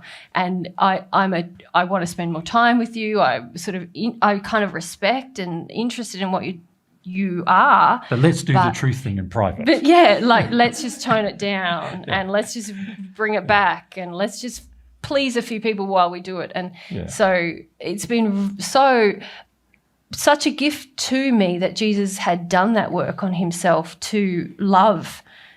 I know it's still a work in progress, but really largely love who we are, because it gave me an example that, who I wasn't a horrible thing. I had to work through it emotionally. But and oftentimes I've, things that Mary has criticised about herself, I'm saying, but that's good, darling. Yeah. That's a good quality you have. And it's also not only a good quality, it's a good personality trait, but it's also like something in harmony with God's truth as well.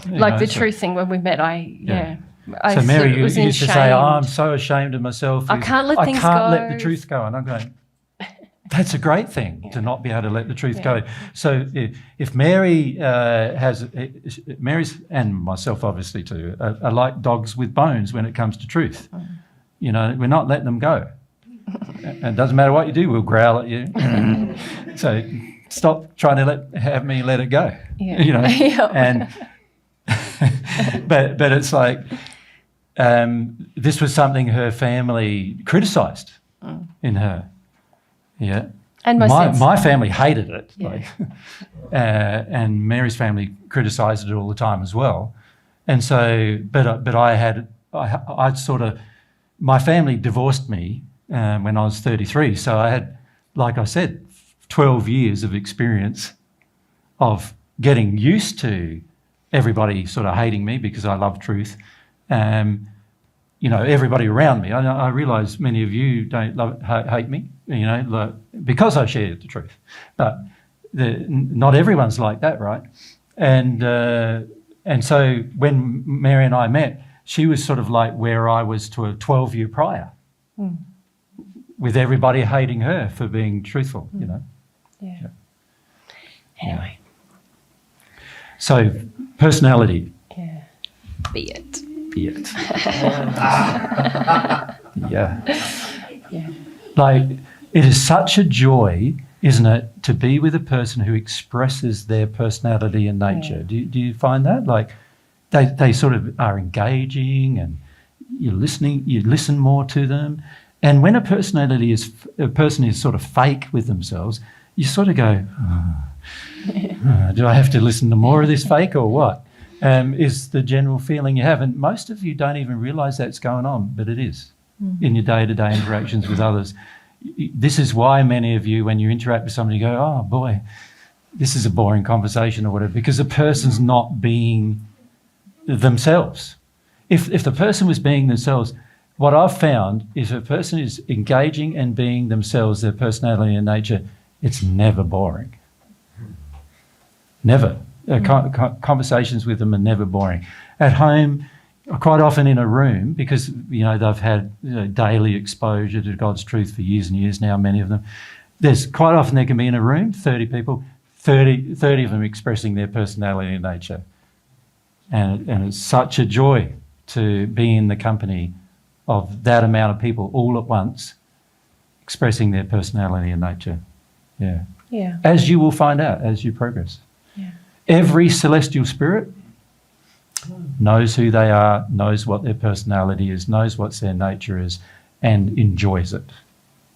For themselves, they enjoy their own personality and nature. Yeah.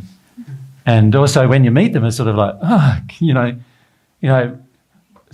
our best friends, you know, in the spirit world, who we meet, you know, obviously every day, and you know, they have such beautiful personalities and natures, and we love every one of them because they're all so different to each other, but they're also, you know, it's so good having friends with completely different feelings and personal behaviours and so forth. Yeah.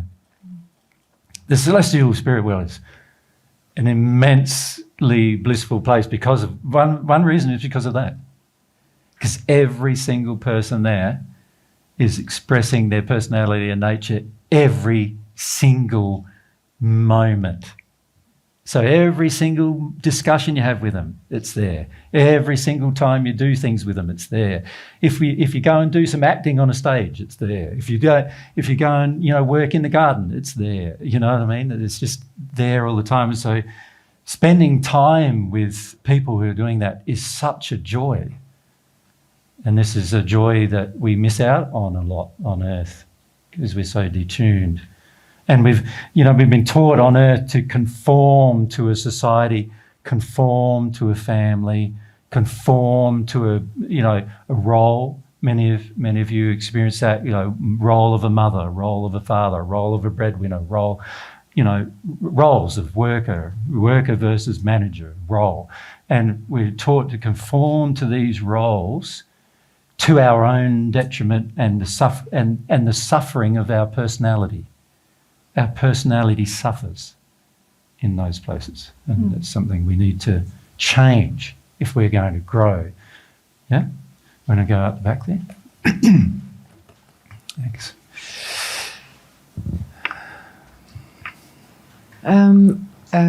So would that start with being humble, humility?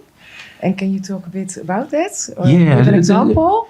It's an interesting link between humility and personality, isn't it? Because if you think of the main reasons why you're not your true personality, so some of you do know, you have times where you have a bit of a spark about certain things, and then you sort of go, but what's everybody going to think of this? What's everybody going to feel about me doing this?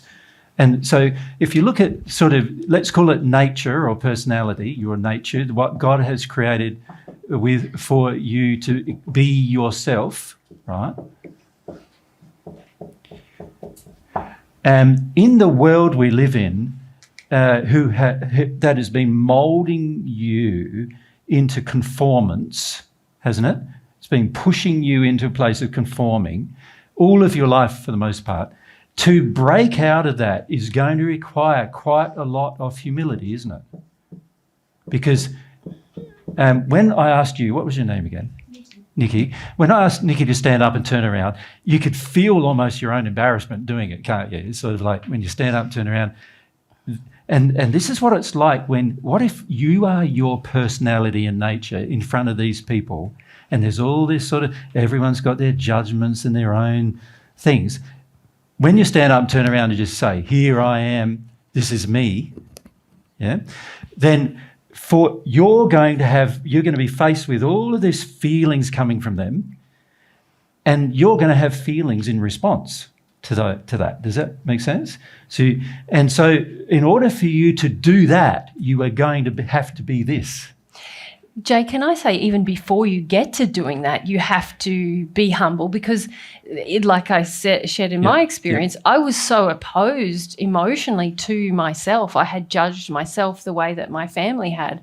I had to be humble enough to feel some of that pain before I could even sort of accept and express any part of my personality. I felt very alienated from who am I. I felt like I am my parents' daughter, and I sort of saw myself as this sort of kind of people-pleasing party girl, I suppose. I thought that's my personality. I didn't think about it, but that's what I conceptualized myself as.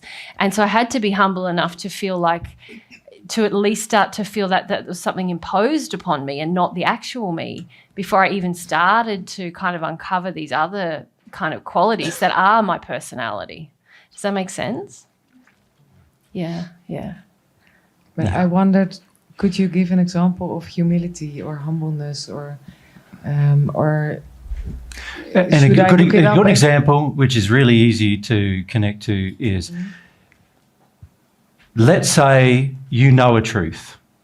The truth is that a friend of yours has had an affair, and she's never told her husband. Let's say that's the truth you know. And if you are going to be yourself around both of them, if you're hiding that truth, you're not going to be able to be yourself, are you? You're going to have to modify yourself. So if you're in the company of her husband, or with both of them together, this is going to be on your mind, and in your feelings you're going to go, but there's this truth, there's this truth, there's this truth, and your conscience is going to bother you. There's this truth, and and also you're going to modify your personality in the sense that you're going to modify what you speak about, what you talk about in front of them, and so forth, because of that truth that you're hiding, right? And that your friend might expect you to hide, right? And your friend might have even gone, I'm telling you this, but you're not allowed to tell anybody. They might have even done that with you. And I would never agree to such a request. But mistakenly, we might agree to such a request. And then now you are modifying, in that moment, you're modifying your very nature, which is to tell the truth. Right? In the moment, that's what you're doing. You're modifying it. And so if you were humble, you would tell the truth and take whatever comes. And whatever comes might be, the husband might be more angry with you than the wife was. Or both of them might be angry with you. Or it could be that you lose that friend forever. that might be the result. And you'd have to feel about that. If you were humble, you would let yourself feel about it, but you would still not allow the modification of your nature by lying about the truth. Does that make sense to you? Yeah. You wouldn't do it. You just wouldn't do it. You couldn't do it. So when somebody says, look, I've got a secret to share with you, and I said, once you share it with me, it's not a secret. You understand? In the spirit world, there are no secrets, by the way. Every person is completely readable. Everything they've done is completely readable. This is one of the challenges you're going to find when you hit the spirit world, is that everything you thought was secret is actually publicly knowable. And it's going to be a major challenge. My feeling is, get over it now. And stop thinking you've got secrets, and just stop acting like you should have secrets, and let yourself work through why you're trying to keep secrets, because nothing is really as confidential as you think it is, right? So, but if you think about what you have to do to cover it, you've actually got to change, and in a lot of ways you've got to use your mind to go, oh, but I can't say that. Oh, but I can't say that. Oh, but I can't say that. But your feelings are going, I should just be able to say anything. But your mind's going, oh, but I can't, otherwise I'll lose that friend, or I can't, because of a fear, right? It's a fear. Now, humility says, feel your fears. Be truthful still. In that example, you would have to continue to be truthful and let whatever happens, happens. The reality is, from God's perspective, is you're enabling both of them to deal with the problem. It's an act of love to share the truth. In fact, it's an expression of love for them to actually be truthful, even if they've asked you not to be. Sorry, Mike. Yep. Yeah, and even if both don't want to know it. Even if both don't want to know it, because at the end of the day, you're trying to help them both be more loving, and you're trying to help them sort through their issues. And as long as your motive was loving doing it, you should do it. It's as simple as that. If your motive was that you want to hook up with a husband, then obviously a very bad motive, and under those circumstances you shouldn't do it, right? But if you're being restricted in harmony with truth, and you have the desire to you can feel in yourself the desire to share it, and then nobody around you wants to do it, you are the person who's going to have to be humble towards your own feelings as to what happens as a result, right? So when I come to share truth with you in these events, sometimes I go home and have a cry, because of the levels of projections that I get at times. There's a lot of condescension, ridicule of me, a lot of things. Sometimes you don't realise how much I know about you, and you act like I don't know anything about you. And even that, I sometimes have a cry about. Do you know what I mean? Like, it's so hard sometimes to know a lot of things about a lot of people, but they all think you know nothing. And they're all projecting at you, you know nothing. And so being humble means I've got to go and feel that. If that's how I feel, I need to feel that. Now, eventually, once I work through my feelings, I won't have those feelings anymore. But that's a part of humility, isn't it? You let go of the things that are, difficult and are injuries, and then you're left with the real you. Yep. So there's been many times in the past where I've presented to a group and then whole day, next day cried about what happened. Yeah. Yeah.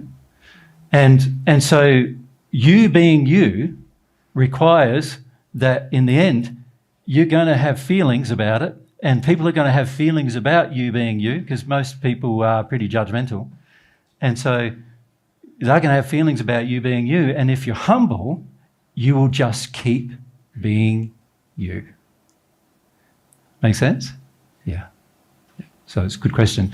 So humility sort of in practice, if you want to call it that, and we've actually done a whole series of talks about humility, like what humility looks like. And Mary did a series of interviews with me. It's a long time ago. A long time ago now, must be 2010, 10 maybe, or 11? 12 or something, about humility and sort of what it sort of looks like. And we didn't cover everything in that series of discussions, but you'll see them on the net. There'll be, if you look up humility, or if you go through the 2010, 11, 12 downloads or something, you might find it there. But this quality is going to be, for me, this quality is the thing that I remind myself about, like, all the time. Be humble, be humble, be humble.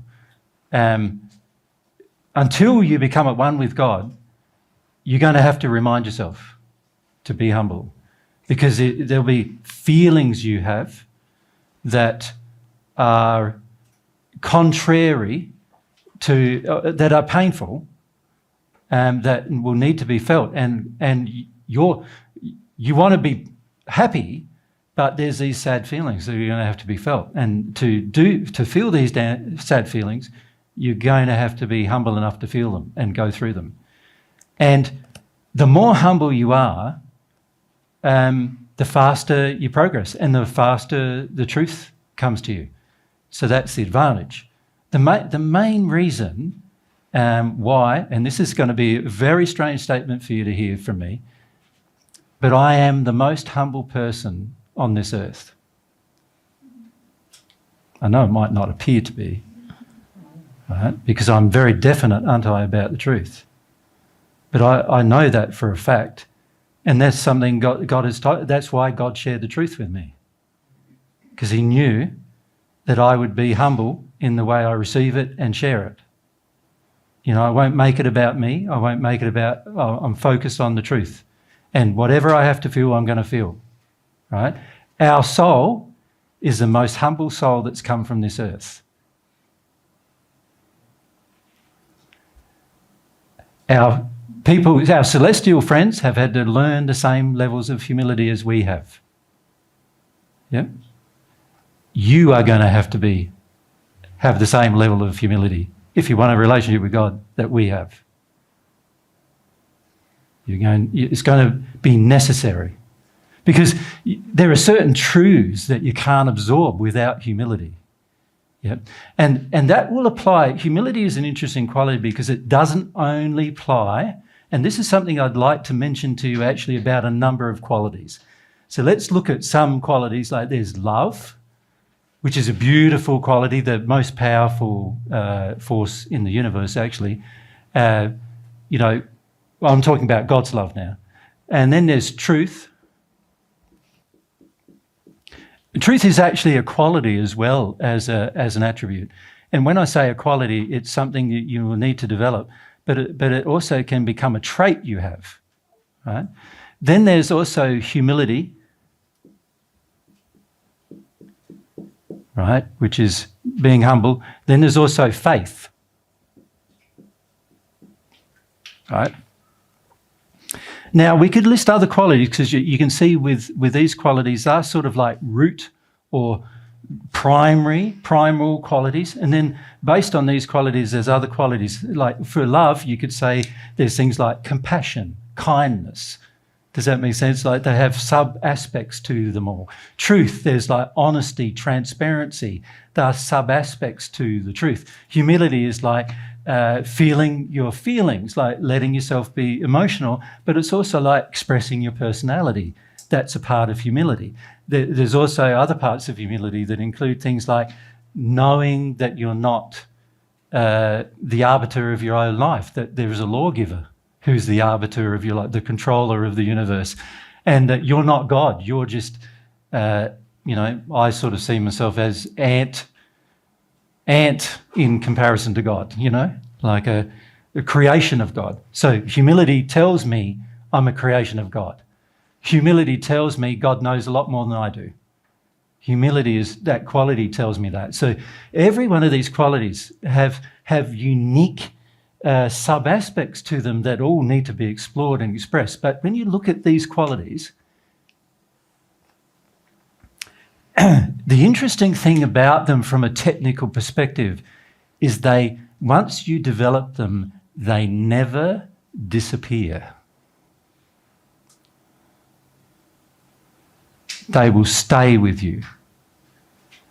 And they will continue to grow, but they will stay with you for the rest of your life once you develop them.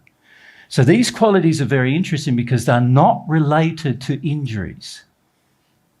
See, when you know your injuries, like your addictions. So if we compare that with addiction, addiction disappears. In fact, God's universe, the laws of God's universe are trying to destroy every single one of your addictions. Like God's purposefully trying to knock all of your addictions on the head. She created all these laws to stop you from having addictions, right? And eventually you will get to the point where you have none. There won't be a single addiction that you have in your entire life. Now, addiction is interesting because you can develop them, and most people on earth develop their addictions like wholeheartedly. They spend like a lifetime refining their addictions, right? Only to find that at some point in the future, every single one of them will need to be destroyed and will be destroyed by the law. The law of compensation destroys your addictions. That's its purpose. So developing these, they're all going to disappear. So what's the point of developing them? What's the point? Like, I know many of us go, but my addiction to drink coffee in the morning is so important to me.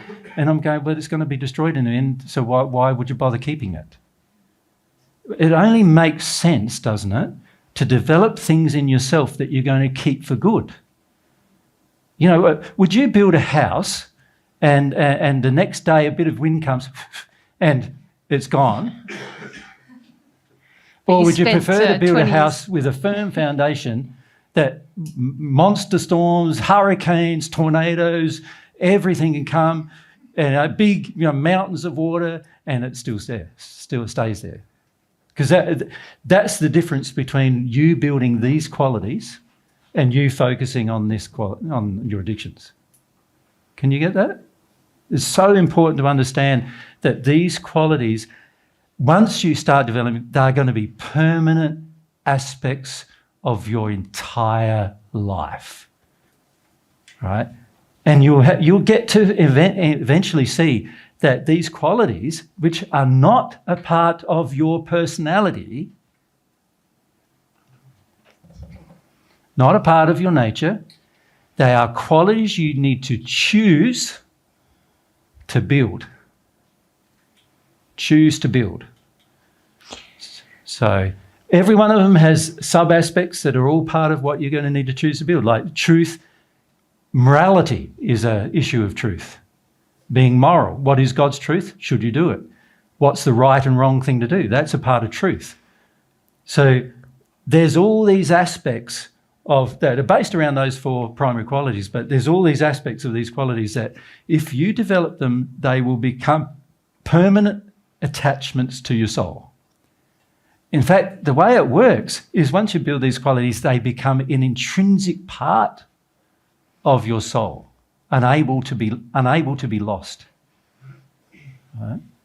So what I love about that, and I know that's a bit of a technical sort of thing to say, but what I love about that is it sort of, for me, simplifies my life. I go, I've got the choice of meeting addiction, or I've got a choice of developing something in harmony with humility. If I am logical, it makes no sense to develop my addiction because it's not permanent. It's going to have to be destroyed. So it makes no sense for me to satisfy my addiction even if I want to. It makes more sense for me to just be humble and feel why I want that addiction. That makes a lot more sense because developing that quality is permanent, developing these is temporary, and they're all going to have to disappear anyway. So what's the point of developing something that's going to get rubbed out anyway? There's no point to it. So for me, I just go, as soon as God shows me, there's your addiction, I go, got to give it up. It makes no logical sense to keep it. right? And this is something that's intrinsic in Mary and my soul, is that as soon as we notice something in ourselves that is like illogical to keep, we're not going to spend the next 20 years fighting for it, right? Can we come down to Pierre here?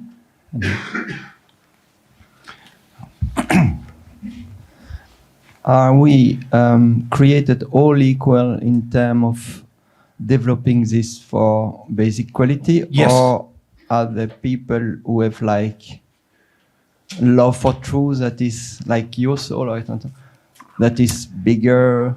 No, we are soul all created equal with regards to the potential of developing these qualities. That's the beauty of it, is that the beauty of equality is that God gives us all the same potential. That's the beauty of equality. Now, there are times in your future where you'll respect the people who come before you. You know, like, so an example of that is like the very first person who created the airplane, or, you know, who actually demonstrated flight was possible. You've got to have some respect for him, don't you? Because they went through a whole lot of trauma to do it, and things that you didn't have to go through to do it, because you just jump in the plane and off you go, right? And he had to, whoever they were, you know, so you look at the Wright brothers and other people who led up to them, you've got to actually respect them in history, because at the end of the day, they did the hard yakka, the hard work, as we say. The hard yakka is a brand of clothing in Australia, but they did the hard work, you know, to get that thing happening. And so surely they're worthy of your respect, given the fact that they were the first, right, on this planet first. So of course you will have respect for the people who were first, but at the end of the day, you can develop the same qualities they have. You know, so, and particularly all these qualities, there's things of the personality and nature you will never have. You know, so your name, Nikki, was? Nikki? So Nikki and Pierre, completely different personalities. That should automatically tell you you're not soulmates, right? but Phew, one down, one less. off. one down. One down, you got to check on. Right? Yeah. So, completely different personality, right? And you will never be Nikki's personality, and she will never be yours. Right? No matter how much she develops qualities in herself, and even if she attempts to mimic it, she will never be able to. You will be your personality, and she will be hers. And so that's different than these qualities. These qualities, you can have just as much love as Nikki. You can have just as much truth in you as Nikki. You can have just as much humility as Nikki. You can have just as much faith as Nikki. You can have just as much love as I do. You can have just as much truth as I do. You can have just as much humility as I do and faith as I do. Does that make sense? God is not saying to anybody, oh, I've got special people for those things. Yeah? And it would make sense, isn't it, if we're all equal, that's true. But when it comes to the expression of your nature and personality, well, that is your unique individuality that God gifted you with, which actually happens to be interesting because it's also a sub-part of God's personality that he's gifted you with, and he's gifted you with some part of his personality that no one else has. And I know it's hard to recognise that because there's billions of souls, and yet every single one of them is different. Mary and I have met many millions of souls in the course of our 2,000 years. I've never met somebody the same. Ever. Right? And we've been around. Right? Never met somebody the same. But when it comes to love, truth, humility and faith, we've met people with very much the same level of faith or level of humility or level of love, very much the same. In fact, everybody who lives in the second sphere of the celestial heavens has exactly the same level of love. Every one of them. That's why they're there. And that's why they're not in the third sphere of the celestial heavens. Everyone in the second heaven? Yeah. The second celestial, which is the ninth sphere. Yeah. Has the same level of humility? Yes. They had to have. Faith? They had to have in order to obtain that love, yes. But not truth. Yeah, truth too. They have the same level of truth too. Same level of faith too. Yeah. That's why they're there in that same location. Everybody in the hells in the same location has the same level of love and the same level of truth and the same level of humility and the same level of faith too. And Jay, there when you're talking about truth, though, you're not saying that they know exactly all the same truths. They just have the quality of truth in them, which is something different. Yeah, but they also know the same truths in the sense of they're devoid of or have the same amount of truth as everybody else there, in the sense of that same amount of truth is available to them, but also they are able and are in a state where they would recognise it if it was presented anyway. Yeah. So they are in the same level of development when it comes to the absorption of truth. Because, like, truth is not facts, you know? There's a difference. Well, it involves facts. Yes, it's but one of the it's not, subparts of truth. But Yeah. Yeah. Yeah. Yeah, it's not the quantity of truth they know. It's the more no, the quality. Everybody in the in the seventh sphere of the spirit world, which is just before the celestial heavens, they all know that there's one truth they're working on to get to the eighth sphere. I've already told you what it was a few days ago. Giving up the mind. They all know that. But some of them might know more about building bridges than, you know, some of them might know more about harmony or whatever. Or some know more about music and some know more about... So the things that are not dependent upon condition, some will know more because it's more dependent upon personality. You see, so my musical bent, and if you've ever listened to me play, it's not very good, is a lot worse than many of my friends in the seventh sphere. You follow? But, you know, some of them are like geniuses with music. You follow me? And so I'm not the one writing their, you know, what you would now call on earth, you know, their Beethoven symphonies. They are, because they're geniuses, you know. That's a part of the expression of their personality. But when it comes to listening to God, about God's truth, right, our soul's the genius. And your soul will be a genius with some other thing, you know, and there will be aspects of your soul. And it's not like you can't develop those things. So Mary and I love music, and it's not like, you know, we can't play it. And also in music in the spirit world is interesting because the intensity and the what you can actually play is dependent on your soul condition. So if you're really good soul condition, you end up being pretty good at music as well. Like so the reality is that our soul is better at music than anyone in the seventh sphere. But if those people were in the same condition we were, then their soul would be better at it. Do you follow me? Because it's part of their personality, it's not a part of mine so much. Right?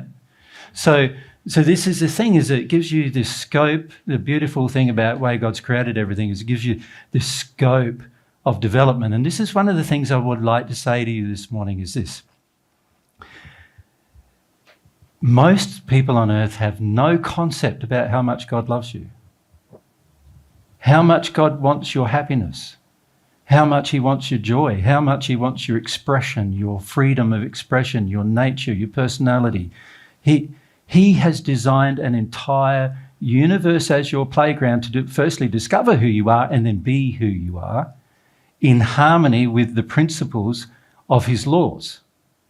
Right? He's given you this unlimited scope that becomes more unlimited the more you live in harmony with the law of love. That's the irony of the law of love, is that it's like it's not restrictive. It's expansive. And if you think about the restriction-based laws, they're all restricting bad decisions, bad choices, bad condition of love. That's what they restrict. But if you're in a good condition of love, there's no restrictions. Right? And isn't that beautiful? Like, God's given you this opportunity to receive of his love so that you can get into these conditions. And he cares about you as individuals. He created your nature and personality, and he knows you better than anyone else will ever know you, aside perhaps from your soulmate. But even then, he knows you and your soulmate together as one unit, your soul, better than anybody else will ever know that soul. And not only that, he also knows your soul's potential better than you know your own soul's potential. Right? He cares about you as individuals. He loves you, wants your happiness, wants your future to be secure. Right? And the more of God's love you receive, the more you will know that. You'll come to feel that. And once you feel that, it also increases your bravery and your courage and decreases your fear. Can you see why? Because if you're secure in your relationship with God and you're secure in the fact that you are like God's loved child, do you think you would worry so much about where your next meal's coming from and worry so much about the next door neighbour hating you today and worried so much about what's happening in the world in China tomorrow and, worry so much about the storm coming tonight? Or can you see you'd be much more secure in your day-to-day life and less concerned? You'd feel more safe. And these are all the blessings that come from that God wants to gift you through the expression of her love. God wants to gift you these things. And so the key, and the only key is, do you want them? And not just do you want them, but how much do you want them? Like, if you only want them a little bit, then you're probably only going to get a little bit. Yeah?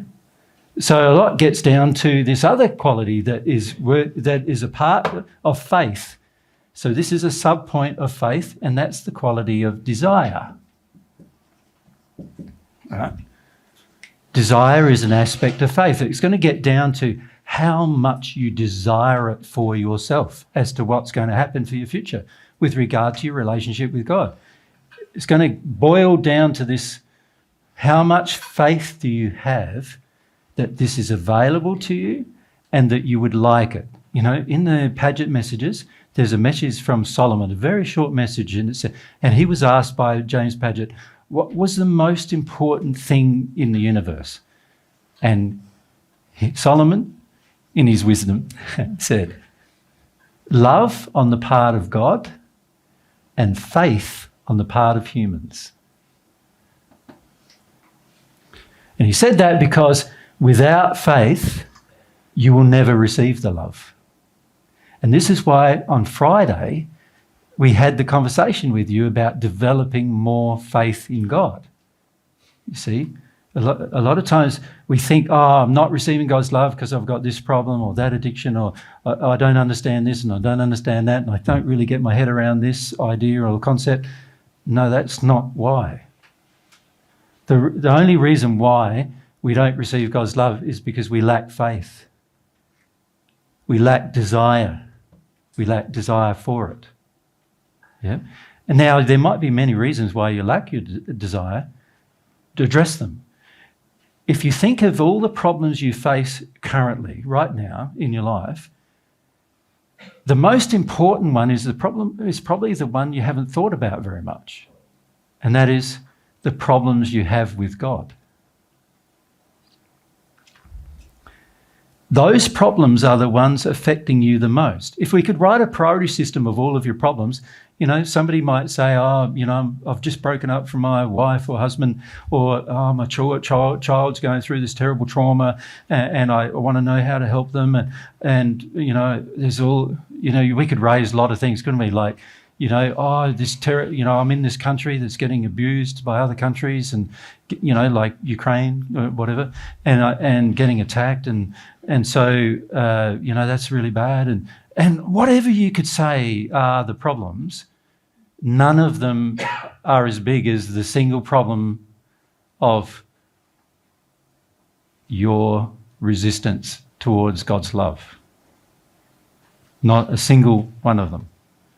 And yet that's the opposite way we think. We sort of go, if I address this problem and I address that problem and I address that problem and I address that problem, once I get down to being calm with all of those problems, then I can focus attention on God. And I'm saying to you, no, you got to, what we say in Australia, arse about. In other words, bum instead of head first, right? You've got it back to front. The real problem is that if we can address our issues with God as a priority, so issues with God's authority, issue with God's laws, issue with God's nature and personality. Many of us have issues with God's nature and personality. We think God's terrible. You know, we've been educated by religion to think that God is a monster, that an egomaniac. We've been educated by religion and by others to believe God doesn't even exist. You know, so we've got problems with God, but if we could solve our problems with God first, then, as I said in the first century, every other problem you will easily find a solution, because the King of the universe, God, right, can talk to you about it. And God knows, she knows every problem you have. And she knows the cause of every one of them. And she knows what you need to do to fix every one of them. And if you could have a relationship with God, you'd fix everything else. Right? So the relationship with God is such a practical thing for your life. It's such an important thing to let yourself feel about and particularly focus on, with priority in your life, focus on all the reasons why you don't have one. Like, put that first. Like, my suggestion to you is, I know that these other problems that you have family problems and friend problems and, you know, economic problems, and there's all sorts of problems that we have on earth. All of these problems all have solutions, but the issue really is, well, who can provide me with a solution? And also, all of these problems are nowhere near as important to your future as the problem you have with God. And I know because God's so quiet and mild and unassuming. This blows me away about God, is that God's not going to force herself on you. God's not going to control your life and force you to have a relationship with her. So she's so mild and unassuming and about, you know, what she's offering you. She loves you, cares about you, nurtures your existence even if you don't care about her, and yet she's just waiting for you to make this decision to put it first, and then all these other things will be fixed. All these other things will be added to you. If you do it sincerely, that's what happens. And so I can't sort of express to you enough the need to sort of readjust your lifestyle so that you can put God as your priority and try to have this relationship with God. Now, you're going to get frustrated because at the beginning you got so many addictions that you're going to try to have them with God, you know? But God will sort that out with you if you're sincere. That'll be sorted as well. Your addictions will be confronted. You'll have to let them go. That'll all go as well. God has the means, and we might talk about that a little bit after our lunch, the means to share truth with you directly, so that you can work on these qualities and grow in love and receive more of God's love. God has the ability to share truths with you about why that's not working and why you can't receive love and all those things. But it requires some sincerity and honesty with yourself on your part to work out whether you really care about it very much. You know? Because a lot of the things we care about are nowhere near as important to you as your future with God. Yeah. We go up the back. Just leave your hand up so they know.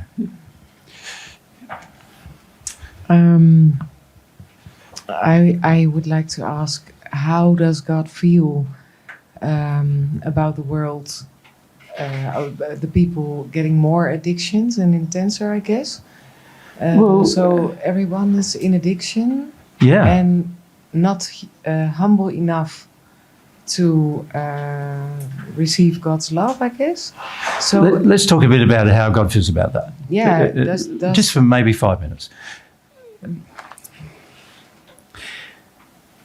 God feels in creating you, and therefore every one of you, I'm not just talking about you individually, but every one of you, God feels that in creating you, he created the best being in the universe.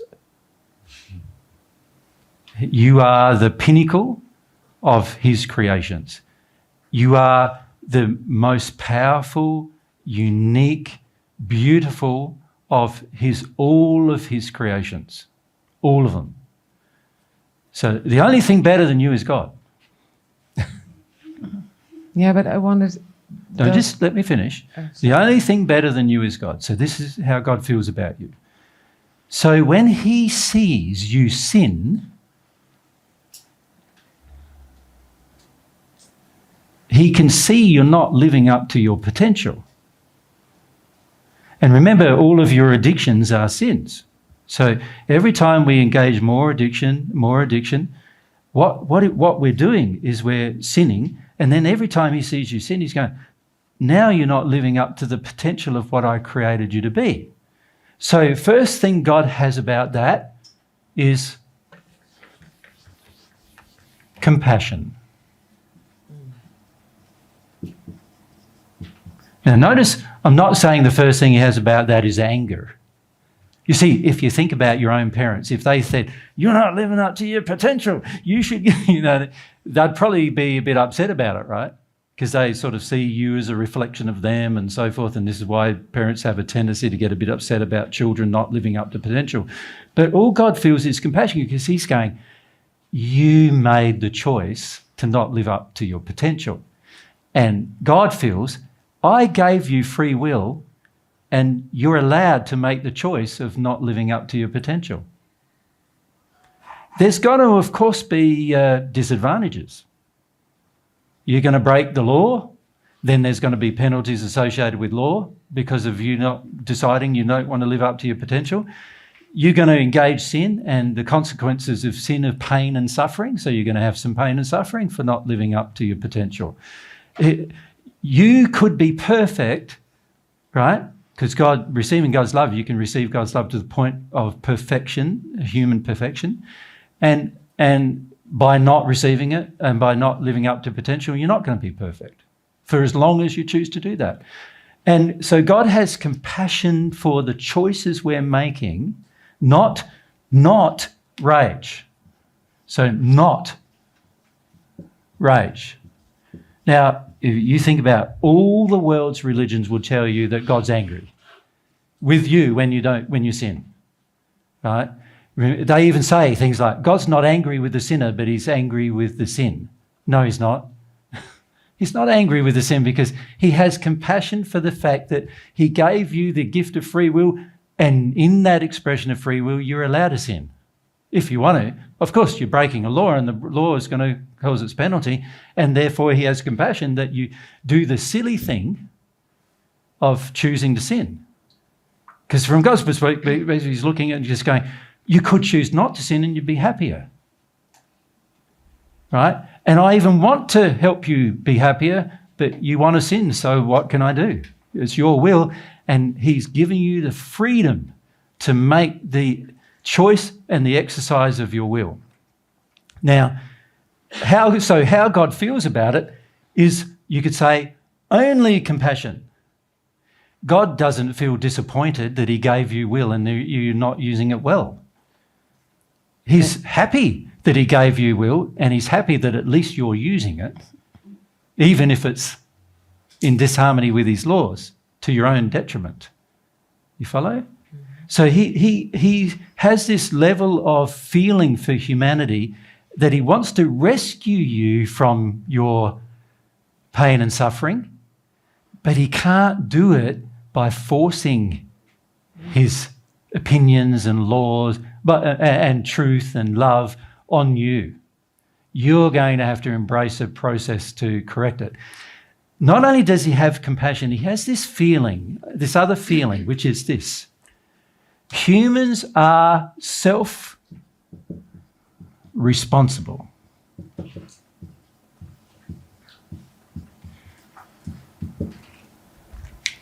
In giving you the gift of free will, he's basically said to you, you are now responsible about how you use it. Right? So he's saying, I'm not responsible for how you use the gift I gave you. So it's simple as, let's say I thought, what was your name again? Mirte. Mirte, that's right. So Mirte, let's say I thought, Mirte, I've been in your kitchen and you need a decent knife. So I, out of my love for you, I go out, find a really, really good knife, buy it for you and give it to you. And then one day you get suicidal and you kill yourself with it. Am I responsible? Right? The knife is a good gift. It was useful for you. It was something that you could use in a positive manner, but you chose to use it in a self-harming manner, or you could say a sinful manner. Right? So you chose to use it in a manner that's going to harm yourself. Now, I'm not responsible because I gave you the gift with the intention that you use it for a different intention. Right? God is saying to you, I'm giving you the gift of free will, but you're responsible about its outcome. You're responsible about educating yourself about how to use it positively. You're also responsible for every time you use it negatively. You're responsible for the outcomes of every time you use it negatively, but you're also going to be rewarded positively for every time you use it lovingly. And so God's happy that he did that for you. You follow? He's not upset that you go, oh, but I'm going to get that gift and I'm going to, rape and pillage with it. I would like to ask for how does God feel about humanity being in the state that they are? Does God grieve too? He has compassion. He has compassion. Exactly what I've said to him. He feels about you is how he feels about humanity. His own creation. Can we add another one? Calm. Yeah. He feels calm about it because he knows that he's created a system of law that even if people don't seek him out, it will correct it. So he sees what's happening, and a lot of us can see it's not good what's happening, and he can see it's not good because people are going to create, pain and suffering for themselves and each other. But he feels very calm because he knows I've got laws for that. I've got laws that will bring about really the redemption of everyone in the end. Okay. But, Merita, can I just say to you, the question you've asked is because you're not feeling God, isn't it? See, you would never have asked that feeling if you could just feel God and go to God, I know. How do you feel? That's why I'm asking you. Yeah, that's right. That's why you're asking me. And this is the problem that you face, and this is something that is worth considering. If you keep asking me questions you should be asking God, who are you going to develop a relationship with? I was going to ask God too, but now I'm here, so... Can you see that if you ask me, you're going to develop a relationship with me, but not with God? And what I'm trying to encourage you to do is to ask God. Now, all of you have the capacity to ask God all sorts of questions and receive answers. So after we have a 20-minute eating break now, if we can come back about 1:30, if that's all right, and we'll talk about how do you ask and how do you get answers. Thank you. Yes. Sound all right? Yeah. Okay.